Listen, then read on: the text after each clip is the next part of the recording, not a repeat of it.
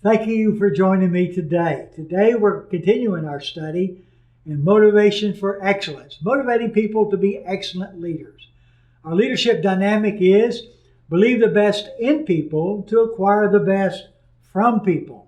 I learned that from my father many years ago when he was trying to teach me principles of leadership, even in the business world. And we talked about ways of leading people and helping people become better leaders. The first is you can motivate without heartache. It's not hard to do. You just have to invest in people. Help them understand who they are and what they are. Then secondly, you motivate by example. If you want people to do things, you've got to be an example to them. You can't ask them to go on visitation and you not be on visitation. You can't ask them to be a soul winner and you're not a soul winner. That has a very important part to play in their lives. The third was motivate by competence. A lot of people are just plain incompetent. It's not because they want to be incompetent, it's just they don't know how to do it. And so you've got to train your leaders, you've got to train workers to be the best people possible. And today we're going to talk about commendation. Motivation by commendation. Solomon wrote in Proverbs 25:11, like apples of gold in settings of silver is a word spoken in the right circumstances. And then in Proverbs 15:25 he says, a man has joy in an apt answer. How delightful is a timely word. Everyone needs the proverbial pat on the back. And commendation is a way of expressing appreciation for others. How many leaders have said to you, well, why should I knock myself out? No one really cares one way or the other. During a pastor's conference, a pastor said to me, well, Steve, that sounds all well and good, but aren't we supposed to do things for the praise of man, for the praise of God and not for the praise of man? And I just simply shared with him, if he enjoyed going out to the front of the church when he finished his sermon and greeting people and enjoying people say to them, that was a great, great sermon.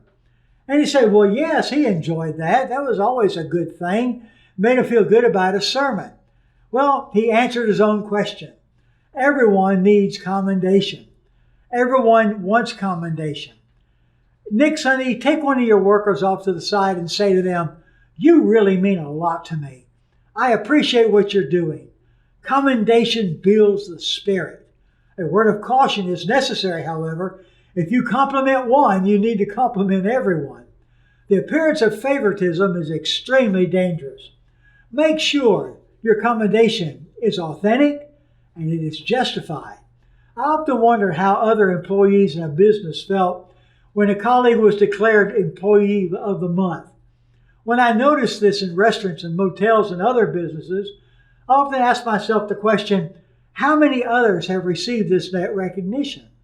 And how many standards are lowered in order to recognize an employee? Whenever a worker accomplishes something special, recognize their achievements. The next time someone in your church appears to earn an award of some type, ask them to come to the front. Commend them. Give them a firm handshake and then move them on. When someone receives Christ as Savior, you ought to bring their friend to the front of the church and recognize them for helping this person come to the Lord. Commend people for their efforts. You say, well, what if someone receives Christ and I know one of their friends are there and they didn't lead them to Christ? Bring them to the front anyway. Talk about their friendship and how important that was in the leading of that person to faith in Jesus Christ. Make commendation both public and private. It's easy for a pastor or staff member to write a brief note.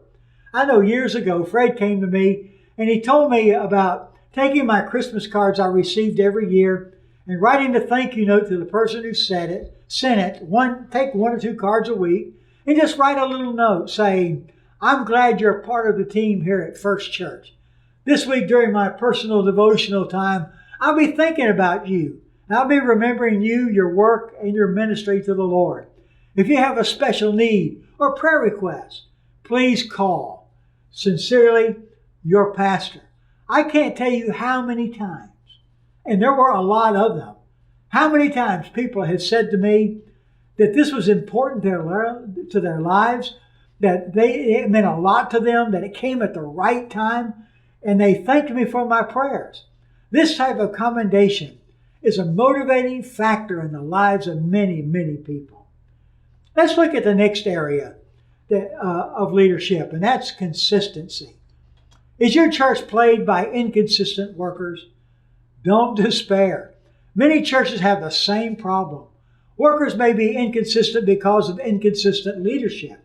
How many times has it been said to potential leaders, if you'll take this responsibility, we will provide training opportunities that will help you in your work, knowing all along that opportunities will not be provided.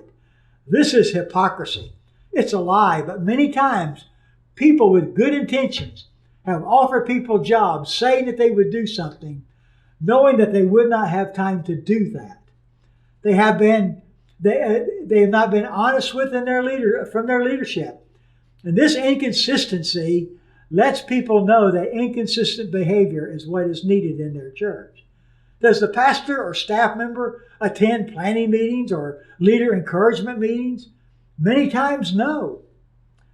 Church leaders emphasize the importance of an outreach emphasis. If members attend, will their pastors attend? If people can count on others to be consistent, they will be motivated. How many times has church staff become totally frustrated with church programs, especially an outreach emphasis?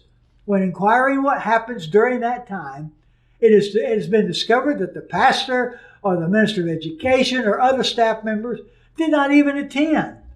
Workers and members follow the example of their leaders. When church leaders are consistent in soul winning, others will follow. Staff members have to express frustration about declining attendance. However, a major problem in much of our work in church is a lack of consistency. When workers can count on their leaders, they will be motivated to participate. I hope this has encouraged you today, and it has given you food for thought. I'll see you next week.